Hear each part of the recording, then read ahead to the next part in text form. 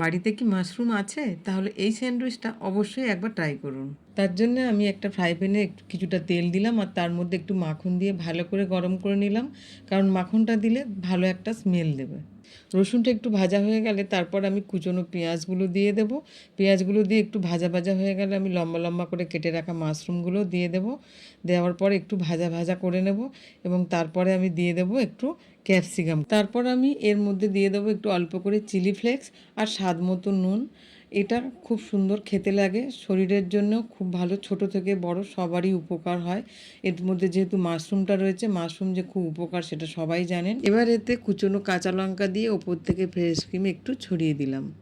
আর এর মধ্যে অ্যাড করেছি আমি কয়েক টুকরো চিজ এবং শেষে অ্যাড করলাম আমি একটু মিক্স হার্ব। এবার আমি গরম গরম টোস্টের সাথে সার্ভ করে নিলাম আর তৈরি হয়ে গেল আমার healthy and tasty mushroom sandwich. আমার বাড়িতে তো খুব পছন্দের একটা ব্রেকফাস্ট, আর আপনারাও ট্রাই করবেন আর কেমন হয়েছে আমাকে কমেন্টে জানাবেন।